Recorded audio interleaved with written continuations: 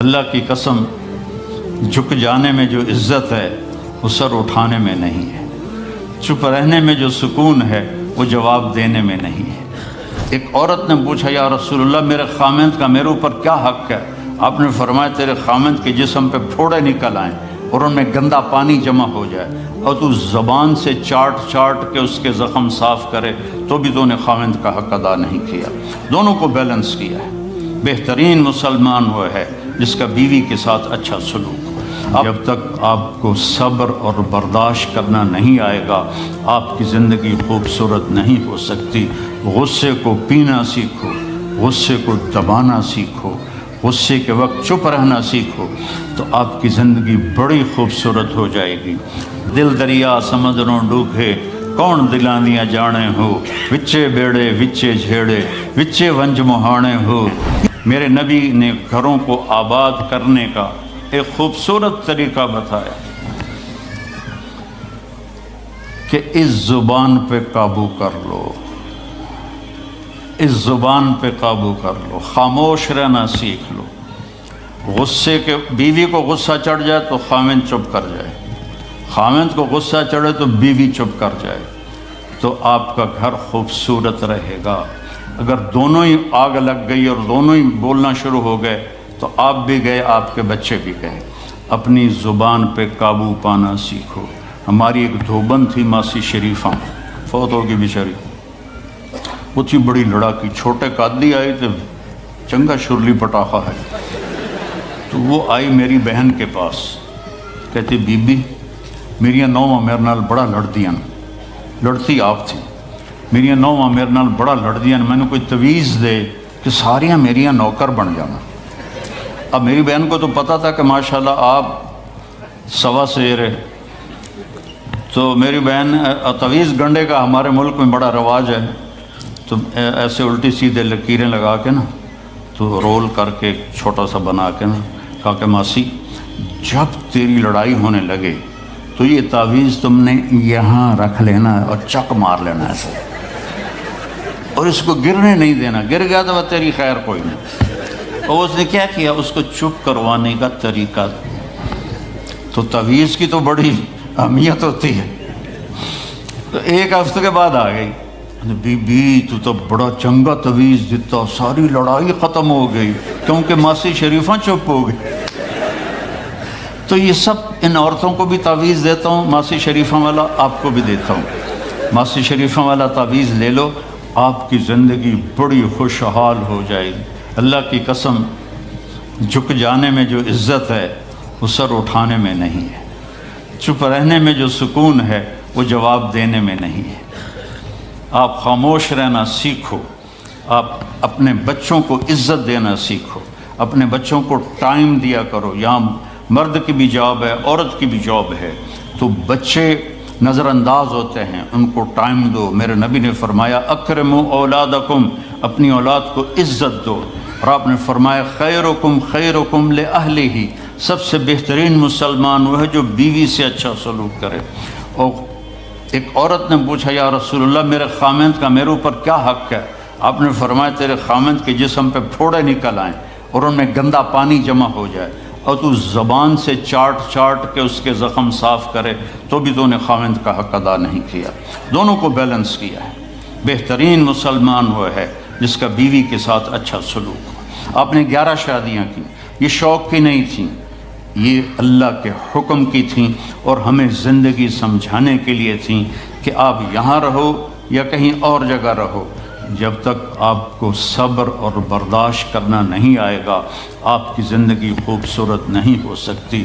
غصے کو پینا سیکھو، غصے کو دبانا سیکھو، غصے کے وقت چپ رہنا سیکھو تو آپ کی زندگی بڑی خوبصورت ہو جائے گی، بہت حسین ہو جائے گی۔ زندگی اندر ہے، باہر نہیں۔ اب رولز رائس میں چڑھ کے کوئی اچھی زندگی نہیں گزار رہا ہے، لائف تو اندر ہے۔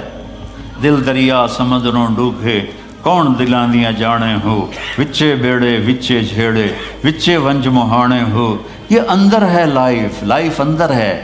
اور کیا لطف انجمن کا جب دل ہی بجھ گیا ہو، جب اندر بجھا ہوا ہو تو پھر باہر کی چیزیں کوئی مزہ نہیں دیتی۔ عاصم کے مرنے کے بعد ہمیں کوئی شے اچھی نہیں لگتی، حالانکہ لائف ہر نعمت موجود ہے، سب کچھ موجود ہے۔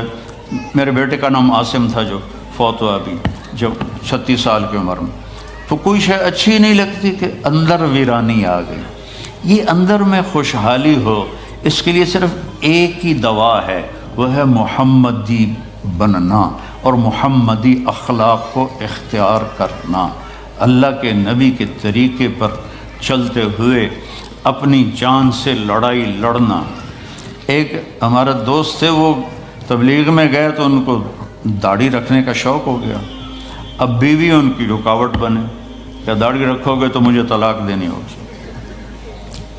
اب وہ کافی دیر بیچارے سوچتے رہے، ایک دن ان کو ترکیب سوچی، آ کے بیگم سے کہنے لگے میرا جی چاہ رہا ہے کہ میں دوسری شادی کروں، لیکن میں سوچتا ہوں پہلے داڑھی رکھوں یا پہلے شادی کروں۔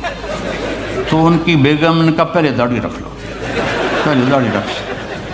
تو ایسے اپنی بیگمات کو مناؤ پیار محبت سے۔ عزت تو نبی کے طریقے میں ہے، نبی کا طریقہ چھوڑ کے میرا والد مجھے ڈاکٹر بنانا چاہتا تھا، تو آج میں یہاں کھڑا ہوتا، اگر میں ڈاکٹر ہوتا، میرا چھوٹا بھائی ڈاکٹر ہے، بہت اعلیٰ ڈاکٹر ہے، تو میں یہاں کھڑا ہوتا۔ مجھے یہاں میرے نبی کا طریقہ لے کر آیا ہے، میرے نبی کی سنت لے کر آئی ہے، میرے نبی کی زندگی لے کر آئی ہے، اور آپ جس محبت سے تشریف لائے ہیں اس کے پیچھے میرے نبی کی زندگی ہے۔ تو اللہ کی قسم عزتوں کا خزانہ ہے میرے نبی کی پاکیزہ زندگی۔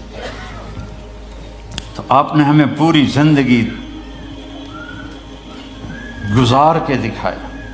حضرت عائشہ کی دلداری فرما رہے ہیں، عائشہ انہو لیہون علی ان اریتک زوجتی فی الجنہ، عائشہ مجھے تو جب سے پتہ چلا ہے تو جنت میں میری بیوی ہے، میرے لیے تو مرنا ہی آسان ہو گیا ہے۔ بھلا جس نے رب کو دیکھا ہو اس کے لیے کسی اور کی حاجت رہ جاتی ہے؟ باقی یہ صرف دلداری کے لیے تھا۔ ایک دوسرے کی تعریف کرو، ایک دوسرے کے لیے اظہار محبت کرو۔ آج کا ماحول ایسا ہے، بیگم سے کہو گے آئی لو یو، کی خیرت ہے کیوں ہے؟ وہ تم سے کہے گی آئی لو یو تو تم بھی پوچھو گے خیرت ہے، کوئی چکر تو نہیں آ رہا؟ اظہار کرو، اظہار محبت کرو، اس سے آپ کے پاؤنڈنگ ہوگی۔ اولاد کو ماں باپ سمجھتے ہیں بس ہماری اولاد ہے، ہمیں ان سے پیار ہے، ان کو عزت دو، ان سے اظہار محبت کرو۔ ڈاکٹر عبدالحی صاحب ایک بڑے بزرگ گزرے ہیں، وہ اپنے ایک مرید کے ہاں کھانے پہ گئے تو پوچھنے لگے کھانا کس نے بنایا؟ تو مرید نے کہا جی میری بیگم نے بنایا۔ کہا اس کو بلاؤ۔ ان کی بیگم آ گئی تو فرمانے لگے بیٹی آپ کا کھانا کھایا بہت ہی اچھا تھا، بہت مزے کا تھا۔ وہ رونے لگی دھاڑ دھاڑ۔ تو وہ ڈاکٹر صاحب پریشان ہو گئے کہ بیٹی خیریت تو ہے، کیا ہوا؟ تو وہ کہنے لگی حضرت آپ کے مرید کے پاس مجھے 30 برس ہو گئے، 30 سال، کبھی ایک دن اس نے میری کسی چیز کی تعریف نہیں کی۔ تو اظہار کرو، اظہار کرو۔ حضرت فاطمہ وہاں سے دروازے میں داخل ہو رہی ہیں، آپ کمرے میں بیٹھے ہوئے ہیں یا لیٹے ہوئے ہیں یا کرسی پر ہیں یا زمین پر ہے، جو ہی حضرت فاطمہ تھے تو ایسے تیزی سے آگے بڑھتے تھے، وہیں نہیں کھڑے رہتے تھے، اور ایسے حضرت فاطمہ کا ہاتھ پکڑ لیتے تھے اور اس کو یہاں بوسہ دیتے تھے، اور کبھی ماتھے کا بوسہ لیتے تھے، پھر ہاتھ پکڑے پکڑے ان کو ایسے لاتے اور چارپائی پہ بٹھاتے، اس کے بعد خود بیٹھتے تھے۔ یہ میرے نبی کی عزت ہے اولاد کے ساتھ۔ یہ عزت دو، وہ تمہارے رہیں گے، تمہارے بن کے چلیں گے۔ ان کو نصیحت کی ضرورت نہیں ہے، ان کو تمہارے پیار کی ضرورت ہے۔